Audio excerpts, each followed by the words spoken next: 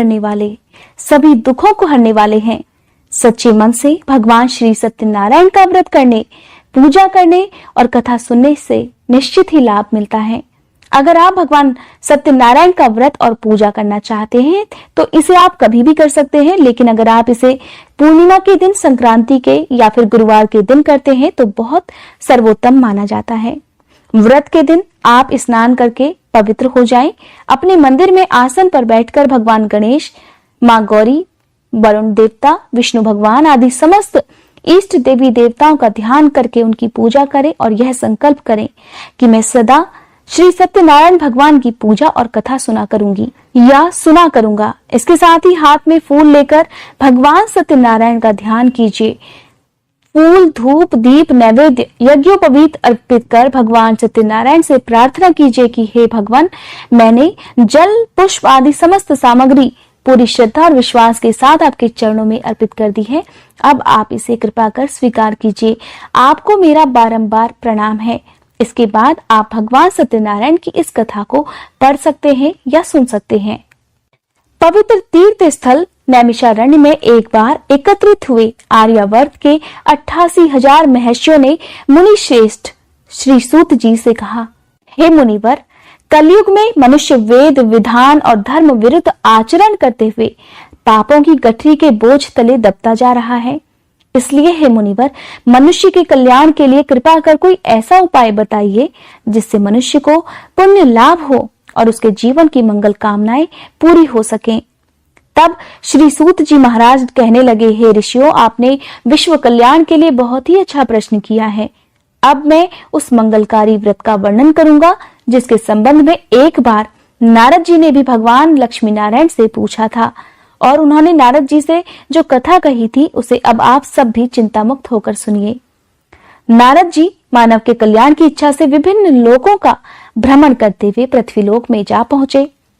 पृथ्वीलोक में अपने अपने कर्मों के अनुसार लोगों को दुखों से पीड़ित देखकर नारद जी बड़े परेशान हुए और मन में विचार करने लगे कि इन प्राणियों के दुख का निवारण कैसे होगा। जब वह कोई उपाय ना सोच सके तब तीनों लोकों के स्वामी भगवान श्री हरि विष्णु के सामने उपस्थित हो गए। वहां नारद जी ने श्वेत पूर्ण और 4 भुजाओं वाले शंख, चक्र, गदा और पद्म से सुसज्जित देवों के देव भगवान विष्णु की स्तुति करते हुए कहा, हे भगवान नारायण, आप सर्वशक्तिमान और सृष्टि के पालन करता हैं। मनुष्य का मन और वाणी भी आपके गुणों का वर्णन नहीं कर पाती। आप सर्वश्रेष्ठ और सर्वोपरि हैं। आपका कोई आदि, मध्य और अंत नहीं है।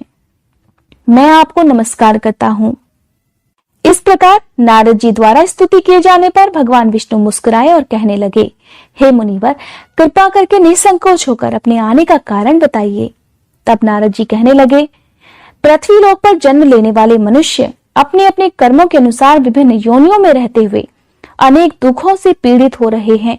हे त्रिलोकीनाथ, मुझ पर कृपा करके कोई ऐसा उपाय बताइए जिससे उनका दुख नष्ट हो सके और वे सुख संपत्ति का भोग करते हुए अंत समय में मोक्ष को प्राप्त कर सके। तब सृष्टि के पालनहार भगवान श्री हरि कहने लगे, हे नारद मुनि, अब मैं ऐसे व्रत का वर्णन करने जा रहा हूँ जिसे करने से विश्व के सभी स्त्री पुरुषों को पापों से मुक्ति मिल पाएगी। निर्धनता नष्ट होने से मनुष्य सुख संपत्ति के समुद्र में तैरता हुआ आनंद पूर्वक जीवन यापन करेगा। श्री सत्यनारायण भगवान का व्रत करने से और कथा सुनने से उनकी सभी इच्छाएं पूरी होंगी। कलयुग में मोक्ष प्राप्ति का एकमात्र यही उपाय है। नारद जी ने जब व्रत के लिए विधि विधान की जानकारी चाही तो भगवान श्री हरि कहने लगे, मनसा वाचा कर्मणा शुद्ध होकर मनुष्य भक्ति एवं श्रद्धा भाव से किसी भी दिन यह व्रत कर सकता है। नैवेद्य आदि भक्ति भाव से अर्पित कर ब्राह्मणों को भोजन कराकर दक्षिणा देनी चाहिए। इस प्रकार सत्यनारायण भगवान की आराधना करने से व्यक्ति के सभी कष्टों से मुक्ति मिल जाती है। धन संपन्न और सुखी होकर आनंद पूर्वक वह जीवन व्यतीत करता है। श्री सूत जी महाराज आगे कहने लगे, हे ऋषियों मुनियों, अब मैं आपको उस निर्धन ब्राह्मण की कथा सुनाने जा रहा हूँ जिसने श्री सत्यनारायण भगवान का सबसे पहले व्रत किया। श्री सत्यनारायण भगवान का व्रत करने से उस ब्राह्मण की निर्धनता दूर होने के साथ साथ उसके सभी कष्ट भी दूर हो गए। प्राचीन काल में वह निर्धन ब्राह्मण देवों की प्रिय नगरी काशी में रहा करता था। भिक्षा मांगकर वह किसी तरह अपना जीवन यापन कर रहा था। ब्राह्मण की दुर्दशा देखकर ब्राह्मणों से प्रेम करने वाले श्री सत्यनारायण भगवान ने एक दिन बूढ़े व्यक्ति के रूप में उसके पास जाकर बड़े आदर सम्मान से उससे पूछा, हे ब्राह्मण देवता, तुम इस तरह घर घर भिक्षा मांगकर अनेक कष्टों को सहन करते हुए ये कैसे जीवन यापन कर रहे हो? दरिद्र ब्राह्मण कहने लगा, हे मित्र, मुझे आय का कोई भी साधन प्राप्त नहीं है, इसी वजह से मैं भिक्षा मांगकर जीवन यापन करता हूँ। अगर आप मेरी निर्धनता दूर करने का कोई उपाय जानते हो तो मुझे अवश्य बताइए। निर्धन ब्राह्मण की बात सुनकर बूढ़े व्यक्ति ने कहा, हे मित्र, श्री सत्यनारायण भगवान की पूजा आराधना करने से तुम्हारी सभी मनोकामनाएं पूरी हो जाएंगी और तुम्हारे घर में धन संपत्ति की वर्षा होने लगेगी। ब्राह्मण को व्रत करने की विधि बताकर सत्यनारायण भगवान वहां से आगे की ओर चल दिए और कुछ दूर जाकर अंतर्ध्यान हो गए। निर्धन ब्राह्मण ने बूढ़े व्यक्ति द्वारा बताए गए व्रत को करने का निश्चय कर लिया। उस रात उसे नींद नहीं आई। वह व्रत करने के बारे में ही सोचता रहा और रात भर श्री सत्यनारायण भगवान का ध्यान करता रहा। प्रातः काल उठकर सत्यनारायण भगवान का व्रत करने का निश्चय करता हुआ निर्धन ब्राह्मण भिक्षा मांगने के लिए निकल पड़ा। उस दिन ब्राह्मण को भिक्षा में बहुत सारा धन मिल गया और घर लौटकर उसने आसपास के लोगों के साथ श्री सत्यनारायण भगवान की पूजा कर उन्हें व्रत कथा सुनाने के बाद सभी को प्रसाद देकर स्वयं भी प्रसाद ग्रहण किया और इस प्रकार कुछ ही दिनों में ब्राह्मण की निर्धनता दूर हो गई। उसके घर में धन धान्य की वर्षा होने लगी। अब तो ब्राह्मण ने हर महीने श्री सत्यनारायण का व्रत करने का निश्चय कर लिया। हे श्रेष्ठ मुनियों, अब मैं आपको उन लोगों की भी कथा सुनाता हूँ जिन्होंने उस ब्राह्मण से श्री सत्यनारायण भगवान की व्रत कथा सुनकर यह व्रत किया और उनके सभी कष्ट दूर हुए। धन संपत्ति से संपन्न उस ब्राह्मण ने हर माह नियमित रूप से व्रत करते हुए जब अगले महीने श्री सत्यनारायण भगवान का व्रत किया तो उस व्रत में बहुत से बंधु बांधव और मित्र सम्मिलित हुए। उसी समय जंगल से लकड़ियां काटकर लाने वाला एक बूढ़ा लकड़हारा वहां से गुजरा। उसे बड़ी तेज प्यास लग रही थी, इसलिए जल पीने की इच्छा से बूढ़े लकड़हारे ने लकड़ियों के गट्ठर को जमीन पर रखा और घर के आंगन में पहुंचकर उस ब्राह्मण से पूछा, हे ब्राह्मण देवता, आप इस समय किसका पूजन कर रहे हैं? इस व्रत को करने से क्या लाभ होता है? कृपा करके मुझे सब बातें बताइए। बूढ़े लकड़हारे की बात सुनकर उस ब्राह्मण ने उसे सब बातें बता दी। लकड़हारा बड़ा प्रसन्न हुआ और उसने भी मन ही मन भगवान सत्यनारायण का व्रत करने का निश्चय कर लिया। चलते हुए लकड़हारे ने सोचा कि आज लकड़ियां बेचने से जो धन मिलेगा उस धन से मैं श्री सत्यनारायण भगवान की पूजा करूंगा। ऐसा विचार करने से उस दिन लकड़हारे को लकड़ियों के अधिक रुपए मिले। तब लकड़हारे ने उन रुपयों से केले, घी, दूध, दही, गेहूं का आटा और शक्कर खरीदा। घर लौटकर लकड़हारे ने देवों की प्रिय काशी नगरी में श्री सत्यनारायण भगवान की पूजा की। उस पूजा में उसके परिवार के और आसपास के लोग भी सम्मिलित हुए। श्री सत्यनारायण भगवान की पूजा और व्रत कथा सुनने के बाद लकड़हारे ने प्रसाद बांटकर स्वयं भी प्रसाद ग्रहण किया। सत्यनारायण भगवान की कृपा से लकड़हारे के घर में धन धान्य की वर्षा होने लगी। उसकी निर्धनता दूर हो गई और सभी सुखों को भोग कर वह लकड़हारा अंत में वैकुंठ धाम को चला गया। श्री सूत जी बोले, हे ऋषियों मुनियों, अब मैं आपको आगे की कथा सुनाता हूँ। प्राचीन समय में कनकपुर में उल्कामुख नाम का एक बुद्धिमान और सत्यवादी राजा राज्य करता था। वह रोज मंदिर में जाकर श्री सत्यनारायण भगवान की पूजा करता था और निर्धनों को खूब अन्न, वस्त्र और धन का दान दिया करता था। उसकी पत्नी सुभद्रा बहुत ही सुशील थी। वे दोनों पति पत्नी हर महीने श्री सत्यनारायण भगवान का व्रत किया करते थे। श्री सत्यनारायण भगवान की कृपा से उनके महल में धन संपत्ति के भंडारे भरे रहते थे। उनकी सारी प्रजा बहुत आनंद से जीवन यापन कर रही थी। एक बार राजा और रानी बहुत से लोगों के साथ जब भद्रशिला नदी के किनारे श्री सत्यनारायण भगवान की पूजा कर रहे थे, तब नदी के किनारे एक बड़ी सी नौका आकर ठहरी। उस नौका में एक धनी व्यापारी यात्रा कर रहा था। वह बहुत सा धन कमाकर अपने नगर लौट रहा था। उसका सारा धन उस नाव में ही रखा हुआ था। नाव से उतरकर व्यापारी राजा के पास पहुंचा। राजा को पूजा करता देखकर उसने पूछा, हे राजन, आप इन सब लोगों के साथ मिलकर किसकी पूजा कर रहे हैं? इस पूजा को करने से क्या लाभ होता है। तब राजा ने उसे भगवान सत्यनारायण की महिमा और उसके व्रत का लाभ बताया। व्यापारी द्वारा इस व्रत को करने की विधि पूछे जाने पर उसे व्रत और पूजा करने की विधि भी बताई। राजा ने व्रत कथा सुनने के बाद व्यापारी को प्रसाद भी दिया। श्री सत्यनारायण भगवान का ध्यान करते हुए व्यापारी ने प्रसाद ग्रहण किया और वापस लौटकर अपनी पत्नी लीलावती से कहा, हमारी कोई संतान नहीं है। कनकपुर के राजा उल्कामुख ने मुझे बताया है कि श्री सत्यनारायण भगवान का व्रत करने और उनकी कथा सुनने से सभी मनोकामनाएं पूरी हो जाती हैं। अगर सत्यनारायण भगवान की कृपा से हमारी कोई संतान हुई तो मैं श्री सत्यनारायण भगवान का व्रत अवश्य रखूंगा। व्यापारी के ऐसा निश्चय करने के कुछ समय बाद ही उसकी पत्नी लीलावती गर्भवती हो गई।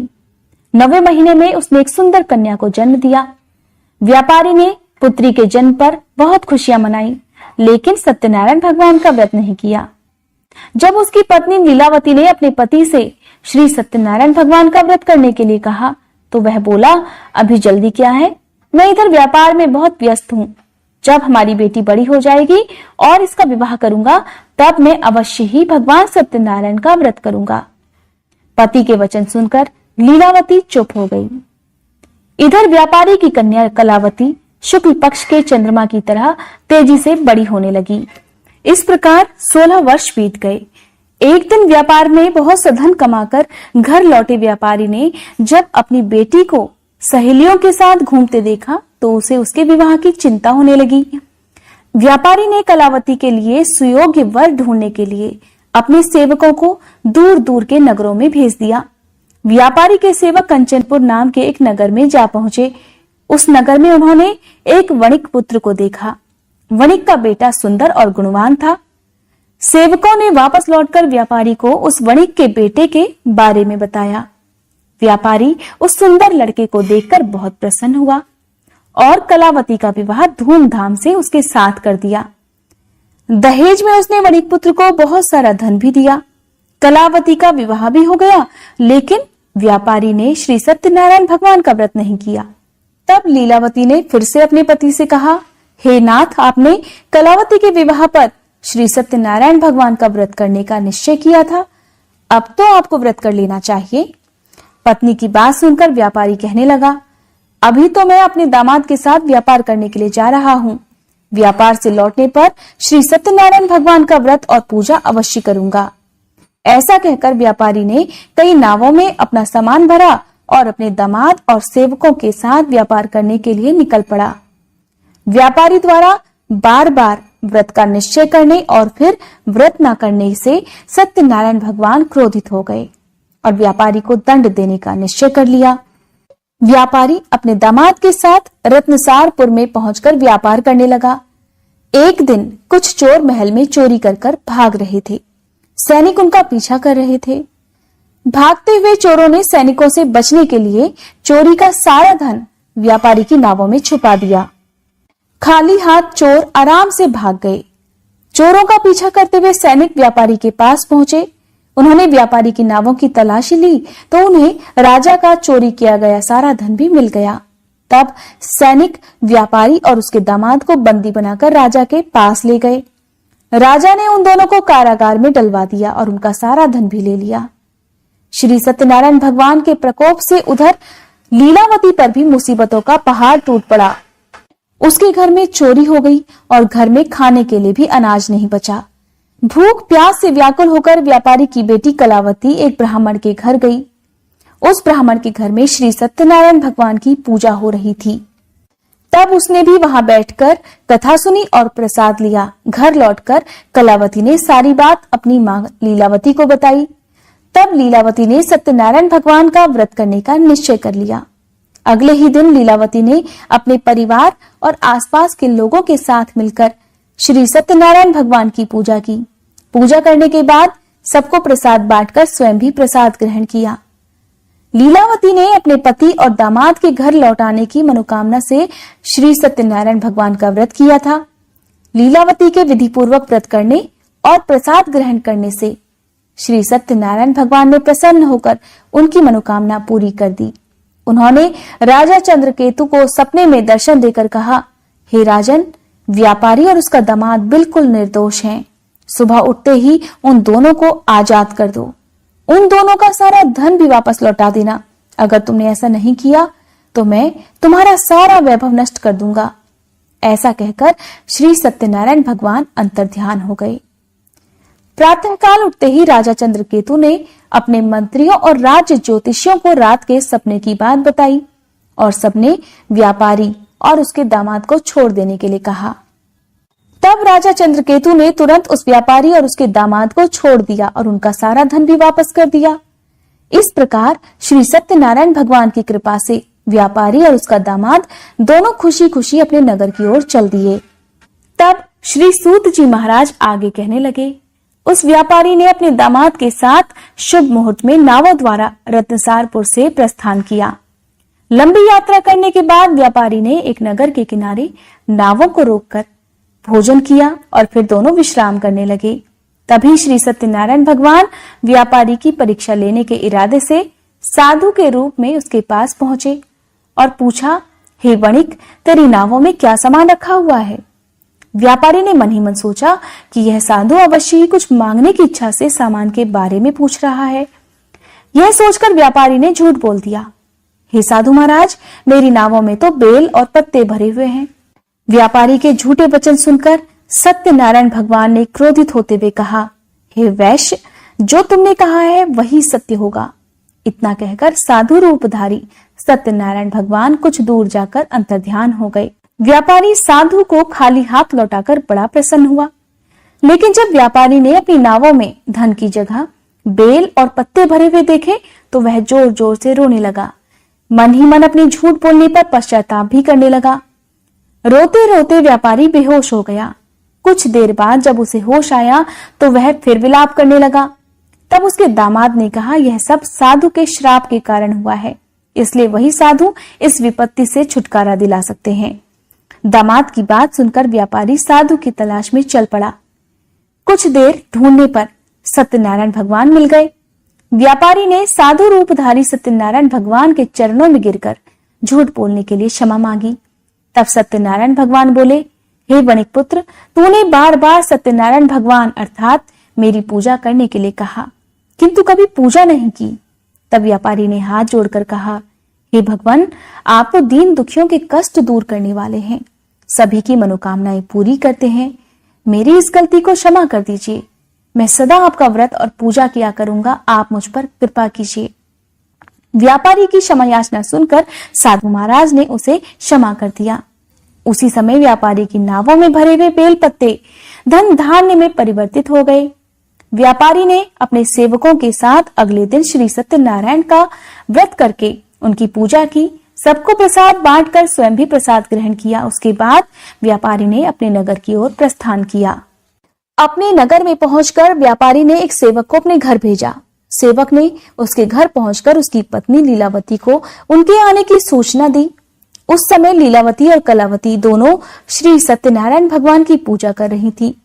पति और दामाद के लौट आने का समाचार सुनकर लीलावती ने पूजा करके प्रसाद ग्रहण किया और कलावती से कहा कि बेटा, मैं नदी के किनारे जा रही हूँ, तू घर का काम पूरा करके आ जाना। यह कहकर लीलावती नदी की ओर चल पड़ी। परंतु कलावती पति से मिलने की खुशी में प्रसाद ग्रहण किए बिना ही घर से निकलकर नदी किनारे जा पहुंची। उसके प्रसाद ग्रहण न करने के कारण सत्यनारायण भगवान क्रोधित हो उठे। उन्होंने व्यापारी की नावों को नदी में डुबा दिया। अपने पति को वहां पर ना देखकर कलावती जोर जोर से रोने लगी। तब व्यापारी ने कहा, यह पुत्री, अवश्य ही तुझसे कोई भूल हुई है। उसी भूल के कारण श्री सत्यनारायण भगवान ने तुझे यह दंड दिया है। तब व्यापारी ने सत्यनारायण भगवान से प्रार्थना की, हे भगवान, मेरे परिवार के किसी स्त्री पुरुष से अगर कोई भूल हुई हो तो उसे अवश्य क्षमा कर देना। तभी आकाशवाणी हुई, हे वणिक पुत्र, तेरी कन्या मेरा प्रसाद ग्रहण किए बिना ही चली आई। अगर अब घर पहुंचकर तेरी कन्या प्रसाद ग्रहण करके वापस आ जाए तो उसे पति के दर्शन हो पाएंगे और डूबी हुई नावें भी ऊपर आ जाएंगी। तब कलावती ने ठीक वैसा ही किया। उसके प्रसाद ग्रहण करने और वापस लौटने पर नावें जल के ऊपर आ गईं और दामाद भी सुरक्षित नदी से बाहर निकल आया। घर लौटकर व्यापारी ने अपने परिवार और बंधु बांधवों के साथ मिलकर विधि विधान से श्री सत्यनारायण भगवान की पूजा की। उनकी सभी मनोकामनाएं पूरी हुई और वह आनंद पूर्वक जीवन यापन करते हुए अंत में विष्णु लोक को चले गए। श्री सूत जी कहने लगे, हे ऋषियों मुनियों, मैं और भी एक कथा सुनाता हूँ। कौशलपुर में एक राजा था, तुंगध्वज। उसकी प्रजा उसकी छत्र छाया में बड़े आनंद से रहती थी। राजा तुंगध्वज अपनी प्रजा के सुख दुख का बहुत ही ध्यान रखता था, लेकिन एक बार उसने भी सत्यनारायण भगवान का प्रसाद ग्रहण नहीं किया। तब सभी को चिंताओं से मुक्त करके धन संपत्ति से भंडार भरकर प्राणियों को जीवन के सभी सुख देने वाले श्री सत्यनारायण भगवान ने राजा को प्रसाद ग्रहण न करने का एक दंड दिया। एक दिन राजा तुंगध्वज जंगल में हिंसक पशुओं का शिकार करने निकला हुआ था। तेजी से घोड़ा दौड़ाकर शिकार का पीछा करते हुए वह अपने सैनिकों से अलग हो गया और देर तक हिंसक जानवरों का शिकार करता रहा। इसलिए कुछ देर आराम करने की इच्छा से वह एक बड़े वृक्ष के नीचे जाकर बैठ गया। पास में ही कुछ चरवाहे श्री सत्यनारायण भगवान की पूजा कर रहे थे। राजा ने उनके पास से गुजरते हुए श्री सत्यनारायण भगवान को नमस्कार नहीं किया। चरवाहों ने राजा को पूजा के बाद प्रसाद दिया तो राजा ने उन्हें छोटे लोग समझकर प्रसाद भी ग्रहण नहीं किया और घोड़े पर सवार होकर अपने नगर की ओर चल दिया। राजा जब अपने नगर में पहुंचा तो देखा कि उसका सारा वैभव और धन संपत्ति आदि नष्ट हो गया है। श्री सत्यनारायण भगवान के प्रकोप से राजा निर्धन हो गया था। तब राज ज्योतिषी ने राजा से कहा, हे महाराज, आपसे अवश्य ही कोई भूल हुई है। अगर आप उस भूल का प्रायश्चित कर लें तो सब कुछ पहले जैसा हो जाएगा। राजा को तुरंत अपनी भूल का स्मरण हो आया। अतः मंदिर में जाकर राजा ने श्री सत्यनारायण भगवान से क्षमा मांगी और उनकी पूजा की। पूजा के बाद प्रसाद ग्रहण करने से श्री सत्यनारायण भगवान की कृपा से चमत्कार हो गया। राजा का खोया हुआ वैभव पुनः लौट आया। श्री सत्यनारायण भगवान की कृपा से जीवन के सभी सुखों को भोग कर अंत में राजा तुंगध्वज वैकुंठ धाम को गया और मोक्ष को प्राप्त किया। श्री सत्यनारायण भगवान के व्रत पूजन को जो भी मनुष्य करता है उसके सभी दुख, सभी चिंताएं नष्ट हो जाती हैं। उनके घर में धन धान्य के भंडारे भरे रहते हैं। निसंतानों को संतान की प्राप्ति होती है और सभी मनोकामनाओं को प्राप्त कर अंत में मोक्ष को प्राप्त कर सीधे वैकुंठ धाम को जाता है। श्री सूत जी महाराज आगे कहने लगे, हे श्रेष्ठ मुनियों, श्री सत्यनारायण भगवान के व्रत को पूर्व जन्म में जिन लोगों ने किया है उन्हें दूसरे जन्म में सभी तरह से सुख प्राप्त हुए। वृद्ध शतानंद ब्राह्मण ने पूर्व जन्म में सत्यनारायण भगवान का विधि पूर्वक व्रत किया तो दूसरे जन्म में सुदामा के रूप में भगवान की पूजा करते हुए अंत में मोक्ष को प्राप्त हुए। उल्कामुख नाम के राजा ने अगले जन्म में राजा दशरथ के रूप में मोक्ष को प्राप्त किया। उन्होंने बताया कि व्यापारी ने अगले जन्म में अपने पुत्र को आरे से चीरकर भगवान की कृपा से वैकुंठ धाम को प्राप्त किया। राजा तुंगध्वज अगले जन्म में मनु के रूप में जन्म लेकर भगवान की पूजा पाठ करते हुए वैकुंठ धाम को गए। हे ऋषियों मुनियों, श्री सत्यनारायण भगवान का व्रत और पूजन मनुष्य को सभी चिंताओं से मुक्त करता है, धन संपत्ति के भंडार भरकर अंत में जन्म जन्मांतर के चक्रव्यूह से मुक्ति दिलाकर मोक्ष प्रदान करता है। यह थी सत्यनारायण भगवान की कथा। बोलो सत्यनारायण भगवान की जय।